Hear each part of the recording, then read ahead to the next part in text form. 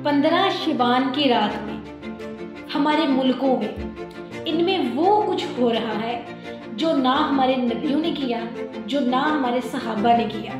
इस रात को अल्लाह ताला ने बहुत ही मुबारक रात बनाया है। इस रात में वो सारी दुनिया के लोगों की बख्शिश फरमाता है सिवाय 5 लोगों के। शब्बे बारात यानी निजात की रात है, अज़ाबे कब्र से छुटकारे की रात है और इस दिन किस्मत के फैसले होते हैं। ये एक बहुत ही नाजुक रात है, ये बहुत अहम रात है।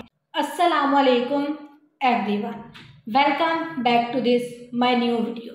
15 शबान की रात में हमारे मुल्कों में इनमें वो कुछ हो रहा है जो ना हमारे नबियों ने किया, जो ना हमारे सहाबा ने किया। अजीब अजीब इबादत बना ली गई हैं, अजीब अजीब अमाल बना लिए गए हैं अपनी ही तरफ से। कुछ अर्सा पहले ये होता था कि दिन में रोज़ा रख लें और रात को नवाफिल पढ़ लें, लेकिन ये डोल तमाशे जो अब शुरू हुए हैं इसका तो कोई वजूद ही नहीं है।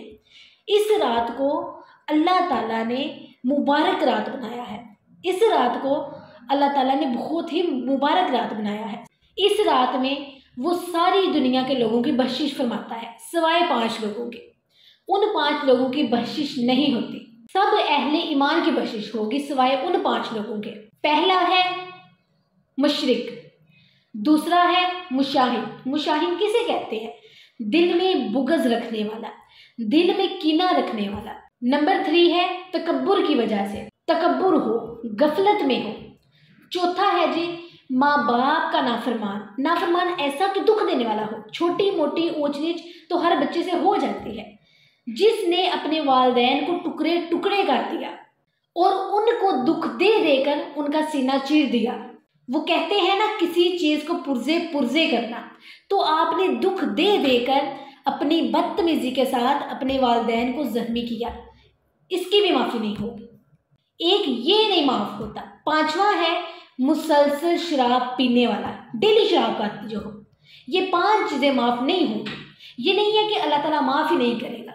माफ़ी ना होने का मतलब ये है कि 5 ऐसे गुनाह हैं जिनकी वजह से बख्शिश रुक जाती है।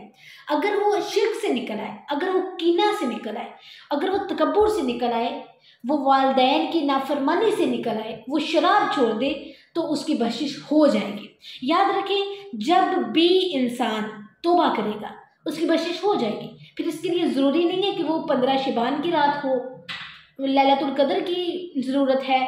जब भी जहाँ भी बैठकर सच्चे दिल से तुम तौबा करोगे वो माफ़ कर देगा, क्योंकि वो तो अपने बंदों को माफ़ करने वाला है। वो कहता है एक दफ़ा सच्चे दिल से माफ़ी मांगो, एक दफ़ा एक सच्चा आंसू बहाओ, मैं तुम्हें माफ़ कर दूंगा।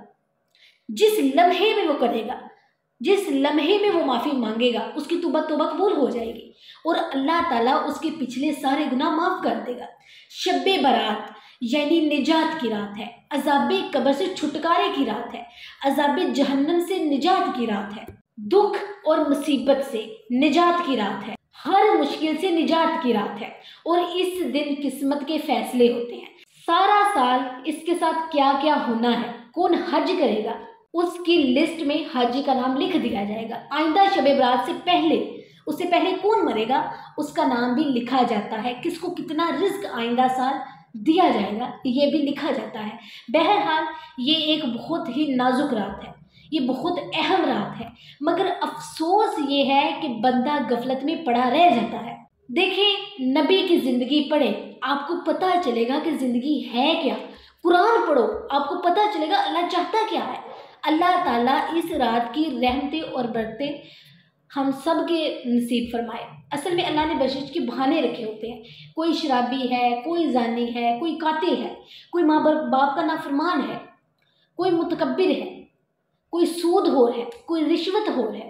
एक दफ़ा वो कल की रात कह दे कि या अल्लाह मेरी तौबा, तो फिर अगर उसके गुनाह ज़मीन से लेकर आसमान तक हुए, एक आधे बोल पर या अल्लाह मेरी तौबा, अल्लाह ताला उसके सारे गुनाह माफ़ कर देगा। सुभान अल्लाह। तो देखिए, कल की रात बहुत ही अहम रात है, बहुत ही नाजुक रात है। हमें कल की रात अपने गुज़रे हुए सारे गुनाहों की माफ़ी मांगनी चाहिए और हमें आइंदा तौबा करनी चाहिए कि मैं आइंदा कभी इन गुनाहों की तरफ नहीं जाऊंगी या नहीं जाऊंगा, क्योंकि ये बहुत ज़रूरी है। हमें मौका मिला है, हमारी ज़िंदगी में ये दिन आया है, तो अल्लाह ताला से माफ़ी मांगे, अल्लाह ताला को राज़ी करें, उसकी इबादत करें और उसी के सामने झुकें।